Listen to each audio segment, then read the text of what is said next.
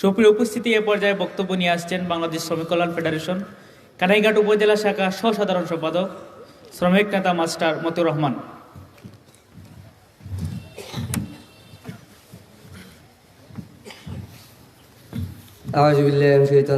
বিসমিল্লাহির রহমানির রহিম। ঐতিহ্যবাহী ৪ নং সাতবাগ ইউনিয়নের দ্বিবার্ষিক শ্রমিক কল্যাণ ফেডারেশন দ্বিবার্ষিক সম্মেলনের আমাদের মঞ্চে উপস্থিত রয়েছেন বাংলাদেশ শ্রমিক কল্যাণ ফেডারেশনের কেন্দ্রীয় নির্বাহী কমিটির অন্যতম সদস্য, সিলেট জেলার সংগ্রামী সভাপতি জনাব ফখরুল ইসলাম খান। উপস্থিত রয়েছেন আমাদের কানাইঘাট উপজেলার রত্নকরবা সন্তান, আমাদের অভিভাবক, শ্রমিক কল্যাণ ফেডারেশনের প্রধান উপদেষ্টা জনাব মাওলানা কামাল উদ্দিন সাহেব।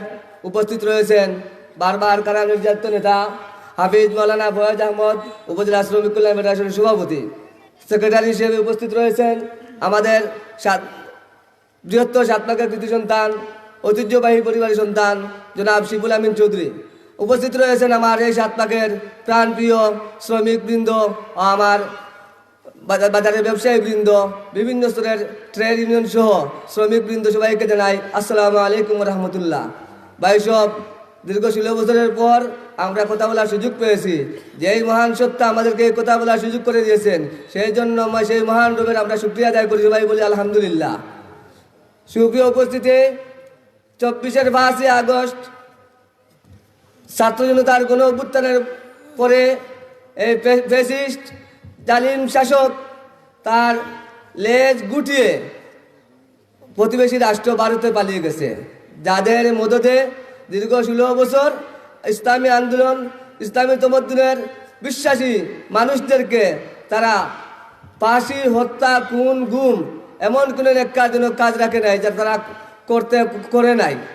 এজন্য আমরা যেন এখন খোলা ময়দানে চলাফেরা করতে পারতেছি, ইসলামী কালচার তমদ্দুন আমরা সব জায়গায় প্রচার করতে পারছি, এজন্য আমরা মহানরূপে শুকরিয়া আদায় করছি। সুপ্রিয় উপস্থিতি, আমার আজকে দুটি কথা না বললে নয়।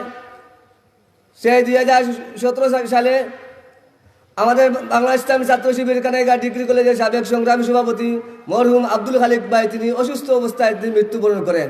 কিন্তু এই সাতবাগের কিছু কুলাঙ্গার, আমি ওদেরকে কুলাঙ্গার বলবো, তারা ওনাকে করুণায় আক্রান্ত বলে শেষ পর্যন্ত ইসলামী আন্দোলনের কর্মীরা যাতে জমায়েতবদ্ধ না হতে পারে, জানা যায় শরীক হতে না পারে, তারা সেই জন্য তাকে করুণায় আক্রান্ত বলে প্রচার করে দিয়ে তৎকালীন স্বৈরাচারের পৃষ্ঠপোষক পুলিশ বাহিনী দিয়ে ওনাকে মুসলিমের 4-5 জন দিয়ে জানাজা করে দাফন করা হয়।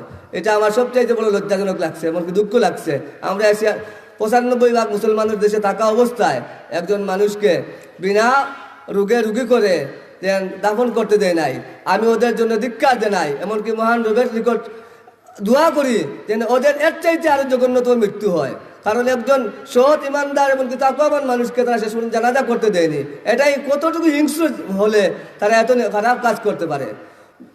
তারপরে আমি আরেকটা কথা বলবো, সেই ভবানীগঞ্জের বাজারে আমাদের ভাইদেরকে ওপেন চলাচল করতে দেয়নি, তাদেরকে ঘেরাও দিয়েছিল হত্যা করার জন্য, আহত করার জন্য।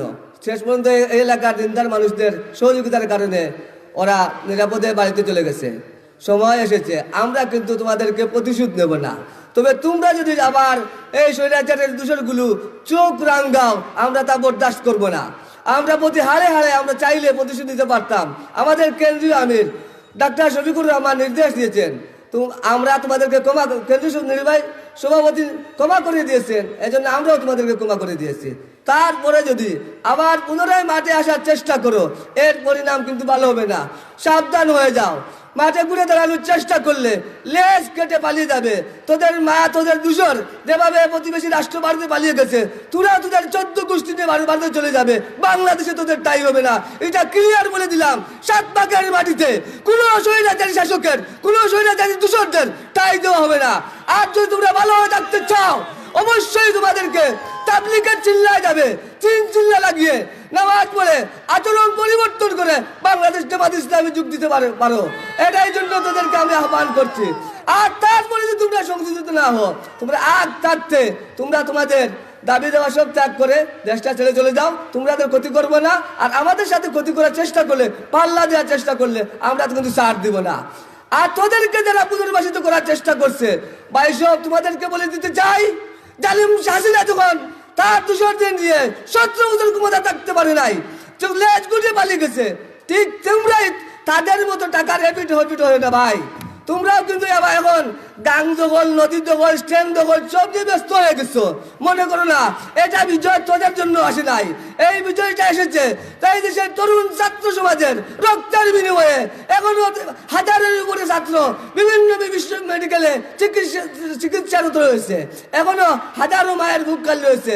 অনেক স্ত্রী তার স্বামীকে হারিয়েছে, অনেক সন্তান তার বাবাকে হারিয়েছে, অনেক পিতা তার সন্তানকে হারিয়েছে।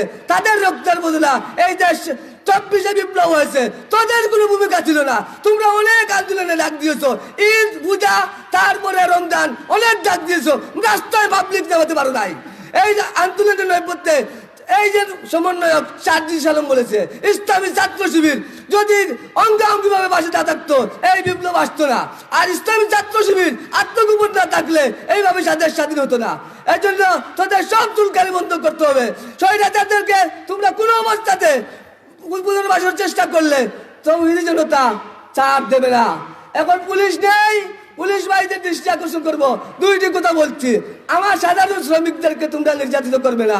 আমার একজন সাধারণ খেটে খাওয়া শ্রমিক, একজন টমটম চালায়, মিশুক চালায়, সারাদিন গাড়ি চালিয়ে, ওরা অত উচ্চ শিক্ষিত নয়, এরা দিন 500 টাকা পায়, 700-800 টাকা পায়।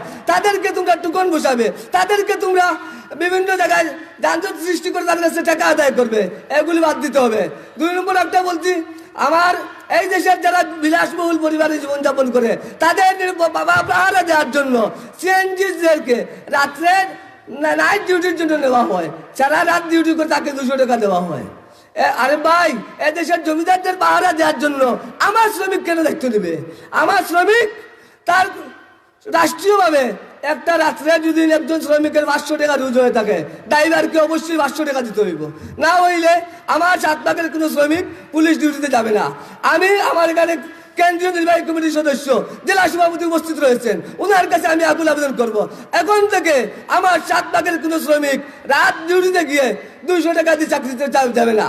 আপনি দয়া করে আপনার প্রশাসনের মাধ্যমে বলে দিবেন শ্রমিক যে সিএনজি ড্রাইভার নাইট ডিউটিতে যাবে এদেশের জমিদারের পাহারা দেওয়ার জন্য। আরে ভাই, আমাদের গরিবের বাড়িতে চুর ডাকাত আসবে না, চুর ডাকাত তো আসবে এই চেয়ারম্যান সাহেবের বাড়ির মতো, তাদের বাড়িতে চুর ডাকাত আসবে তাদের পাহারা দেওয়ার জন্য। আমার ড্রাইভার সারা রাত্রে উদা করে থাকবে আর তাকে 200 টাকা দিবে, তার তো গ্যাসও হবে না।